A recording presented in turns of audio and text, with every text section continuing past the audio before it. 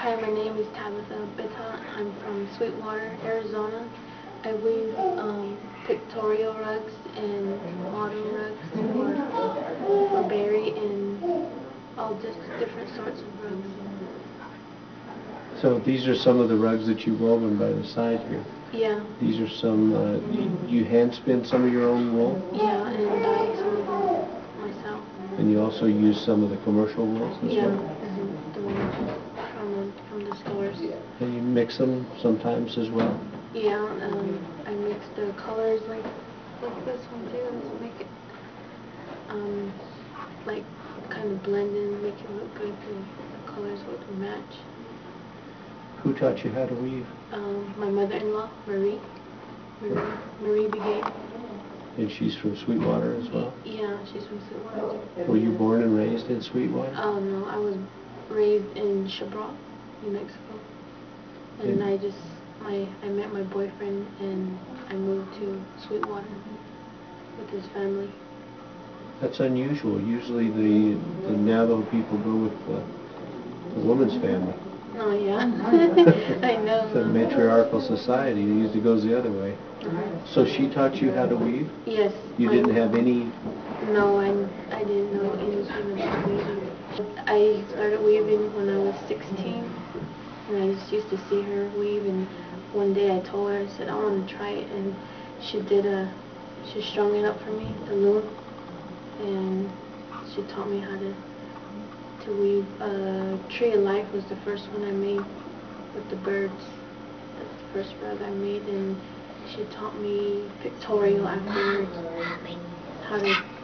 how to like look at a picture and just like translate it? Yeah. She taught you how to do that? Yeah. You get curve and motion in your rugs, like the birds that you do have the curve, and these have different kind of angles to them that are very hard to do. Yeah. Like the mesas and those, I just look at the picture and I just step by step and how it goes up. Seems more than that, because you get the color, the depth.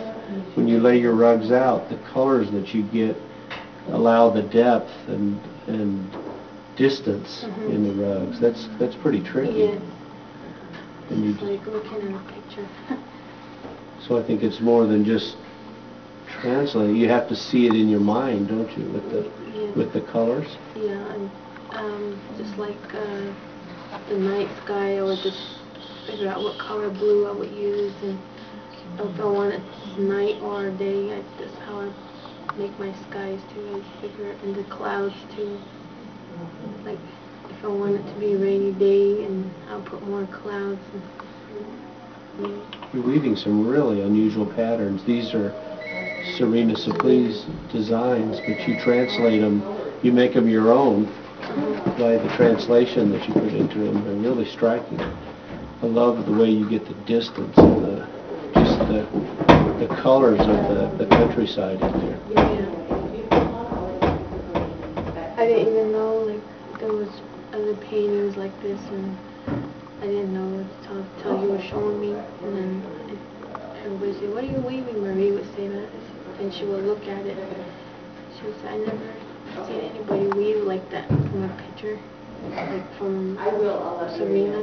Yeah. And I would show her, this is what I have. I'm gonna weave now.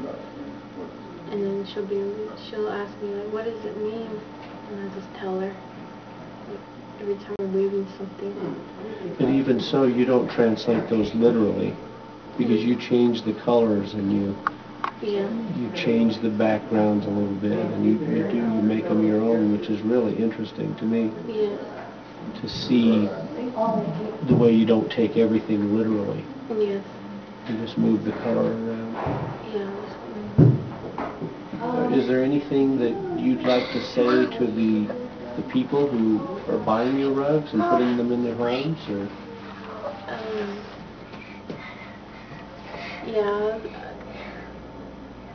I just hope they see what I see when I'm weaving, and it makes you feel like when I'm weaving, like For example, weaving this, and it seems like I'm standing on the mountain looking at it, and how far it is from me. And I just think they'll have a little peace in their life. That's what I think when I look at the pictorials.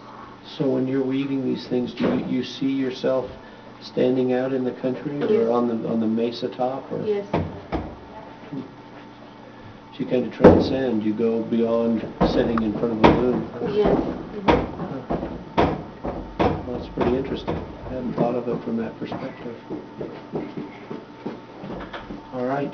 Well, we thank you for your time. Okay.